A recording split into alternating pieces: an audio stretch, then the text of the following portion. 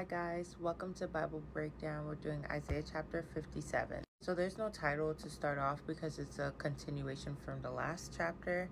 So I wrote, this is a continuation regarding the righteous among the wicked leaders, showing how the righteous will not be forsaken by God, although they've been ignored and neglected by the wicked.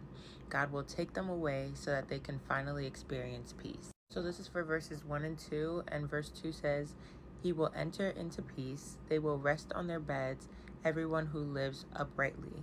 And when it says they will rest on their beds, I have a note that says their deathbeds or their grave. So either or. And I feel like this still applies to today because we have leaders that are neglectful to their people. And God is saying, like, listen, there will be a time where I just take y'all and bring you to peace. So let's continue to remember that. Now, the first title for this chapter is Pagan Religion Denounced. For verses 3 to 10, I wrote that it shows unfaithfulness to God. They turn away from Him and pursue their own selfish desires of immorality and worshiping idols. For this, I want to read verse 8. It says, You have set up your memorial behind the door and doorposts. For away from me you stripped, went up and made your bed wide, and you have made a bargain for yourself with them. You have loved their bed, and you have gazed on their genitals. And they said that the genitals is like the hand of the things they're worshiping. Then for verses 11 to 13, I wrote, God notices and calls out the lack of respect he's experiencing. This is due to them mistakenly taking his mercy for weakness. I also said that with that, God gives them a choice of continuing to trust in their idols or trust in him. I kind of want to read that whole section because it's very significant, but it says, Who was it you dreaded and feared so that you lied and didn't remember me or take it to heart? I have kept silent for a long time, haven't I? So you do not fear me. I will announce your righteousness and your works. They will not profit you.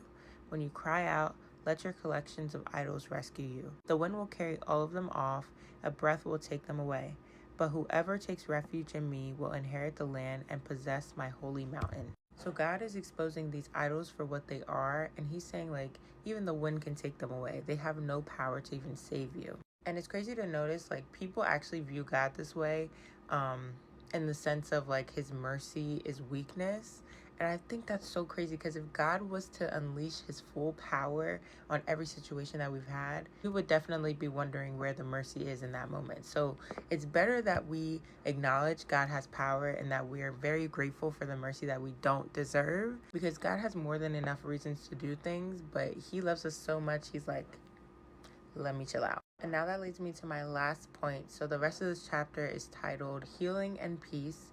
So from verses 14 to 21, I wrote, First, God declares to allow the path back to him to be cleared so that his people can return to him. So that's verse 14. And then I wrote, then in verse 15, he reminds the people who he is and what he does for the ones lost and oppressed. Continuing, I wrote, he shows once again his mercy by not staying angry forever, but he makes it very clear that the wicked will receive no peace or mercy, only the ones aligned with him.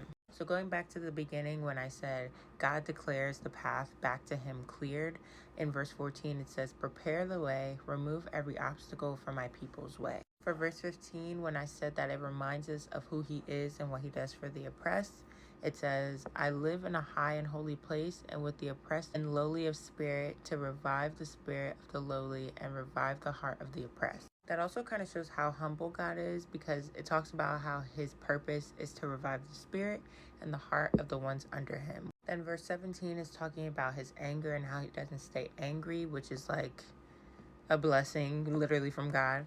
And then verse 20 and 21 is talking about the wicked and how they won't receive peace. And with that being said, that is all I have for you guys. That is the end of this chapter, and I will see you tomorrow for Isaiah chapter 58. I love y'all. God loves y'all more. Have a great night.